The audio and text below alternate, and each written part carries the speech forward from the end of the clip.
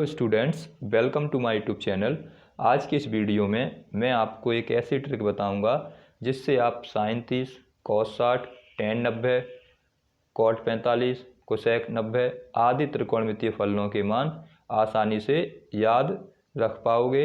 अक्सर होता क्या है, आप एक त्रिकोणमितीय फलन का मान याद रखते हैं तो दूसरे का भूल जाते हैं। आपने कॉट 45 का मान याद किया तो आप टेन 90 का मान भूल गए। क्या होता है? तो आज की इस वीडियो में मैं एक ऐसी ट्रिक बताऊंगा जिससे आप सभी त्रिकोणमितीय फलनों के मान हमेशा हमेशा के लिए याद रख पाओगे। आप कभी भी उन मानों को नहीं भूलोगे। आपको करना क्या है, देखिए, आपको के पास 6 त्रिकोणमितीय फलन हैं। कौन कौन से 6 त्रिकोणमितीय फलन हैं? एक है आपके पास साइन, उसके बाद आपके पास है कॉस, उसके बाद है टेन, उसके बाद है कॉट, उसके बाद है सेक और कोसेक। ये आपके पास 6 त्रिकोणमितीय फलन हैं जिनके मान आपको याद रखने होते हैं। आज की इस वीडियो में मैं आपको इनके मानक कोणों के मान याद रखने की ट्रिक बताऊंगा। उसके बाद आगे के कोणों के मान याद रखने की ट्रिक बताऊंगा। तो ये 6 आपके त्रिकोणमितीय फलन हैं, साइन, कॉस, टेन, कॉट, सेक, कोसेक। इनके मान आपको याद रखने हैं। तो आपको करना क्या है, आपको इनके मानक कोण कौन कौन से हैं? पहला मान 0, उसके बाद 30 डिग्री, उसके बाद 45 डिग्री, उसके बाद 60 डिग्री और उसके बाद 90 अंश। ये आपको मान याद रखने हैं। आप इनको काफ़ी बार याद करते हो, काफ़ी रटते हो, लेकिन बार बार भूल जाते हो। आज की इस वीडियो को देखने के बाद इनके मानों को आप कभी नहीं भूलोगे। आप वीडियो को अंत तक देखिए।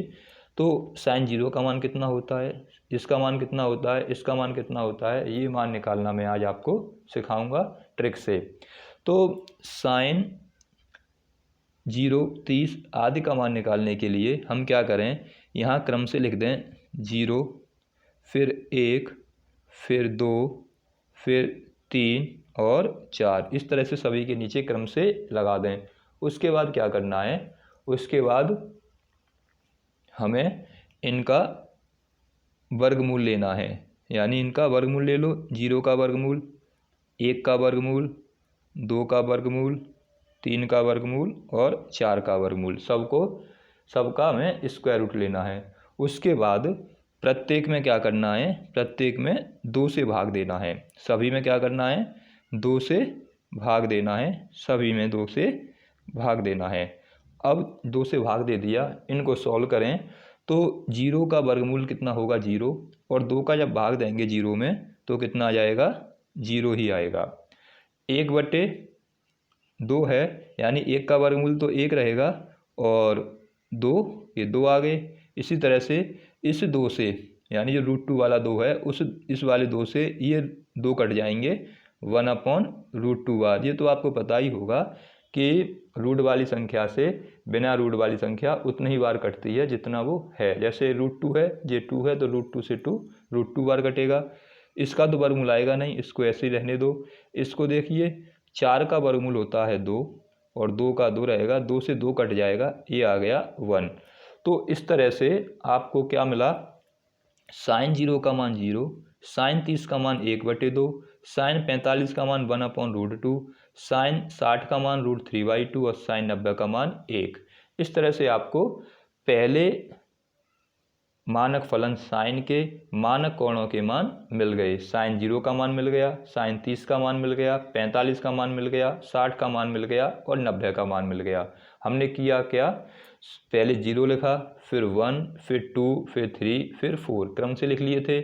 उसका रूट लिया था हमने, सब पे रूट लगा दिया था और उसके बाद 2 से सब में भाग दे दिया था। तो इस तरह से आपको इसका मान मिल गया। जब आपको इसका मान मिल गया तो आप अब सारे त्रिकोणमितीय फलनों के मान निकाल सकते हैं। अब आपको क्या करना है, जो आपने मान निकाले हैं उसको उल्टे क्रम में यहाँ रख दीजिए। जैसे सबसे पहले क्या आया था, 0, और सबसे बाद में क्या आया था, 1। तो 1 से स्टार्ट करो, 1 को लिख दो 0 के नीचे। उसके बाद क्या आया था, √3/2, तो √3/2 को लिख दो 30 के नीचे। फिर क्या आया था, 1/√2, तो 1/√2 को लिख दो 45 के नीचे, फिर 1/2 आया था तो 1/2 को 1/2 यानी 60 के नीचे, और फिर आया था 0 तो 0 को लिख दो यहाँ पर। तो आपको साइन के मान मिल गए और कॉस के। आपको केवल साइन का मान निकालना था, उसके बाद क्या करना है, केवल इसको विपरीत क्रम में लगाना है, यानी 1 को इधर, या ऐसे समझ लो 0 को इधर, फिर 1/2 को इधर, इसको इधर और इसको इधर। यहाँ से स्टार्ट करो तो पहले से लगा दो 0 के नीचे, फिर इसको लगा दो 60 के, 60 वाले मान कितना है √3/2, इसको लगा दो इसके नीचे, ये ऐसे ही रहेगा, इसको इसके नीचे और इसको इसके नीचे, यानी विपरीत क्रम में लगाना है। इस तरह से आपको कॉस के मान मिल गए। अब आपको tan का मान निकालना है। तो आपने tan का फॉर्मूला पढ़ा है, क्या पढ़ा है tan का फॉर्मूला, आप जानते हैं कि tan क्या होता है। आपने tan में क्या पढ़ा कि tan थीटा बराबर होता है, tan थीटा बराबर क्या होता है, sine theta upon cos theta. ये आपने पढ़ा है कि tan का मान होता है sine theta upon cos theta. तो ये हमें यहाँ पर यूज़ करना है। अब हमें tan निकालना है, tan की वैल्यू निकालनी है। तो tan की वैल्यू कैसे निकालेंगे, तो tan की वैल्यू निकालने के लिए हमारे पास क्या फॉर्मूला है, tan बराबर होता है साइन बटे कॉस। ये हमें याद रखना है, tan बराबर क्या होता है, साइन बटे कॉस। तो साइन का मान लगा दो और कॉस का मान लगा दो। तो हमें 0 का मान निकालना है। तो साइन 0 का मान कितना होगा 0, और बटे में कितना आ जाएगा, साइन 0 का मान 0 बटे में कॉस का मान 1। तो 0 में 1 का भाग देंगे तो कितना आ जाएगा 0। तो इसका मतलब क्या है, साइन का मान कितना हो गया, tan 0 का मान कितना हो गया 0। अब निकालना है tan 30 का मान।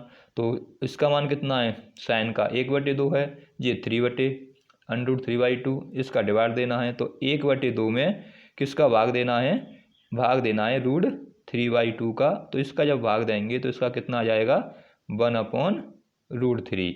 अब इस पे आ जाइए, इसमें इसका भाग देना है, तो ये कितना है 1/√2 है, ये भी 1/√2 है। तो क्या होगा, ये कट के 1 बचेगा। जब सेम संख्या का सेम संख्या हम भाग देते हैं तो 1 आता है। अब ऐसे इसका भाग देना है, तो √3/2 में जब 2 का भाग देंगे तो 2 से 2 कट जाएगा, तो यहाँ कितना आ जाएगा √3।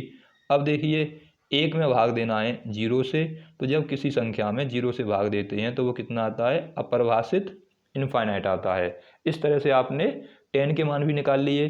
tan 0 का मान 0 आ गया, tan 30 का मान 1/√3 आ गया, tan 45 का मान 1 आ गया, tan 60 का मान √3 आ गया, और tan 90 का मान आ गया इनफाइनाइट।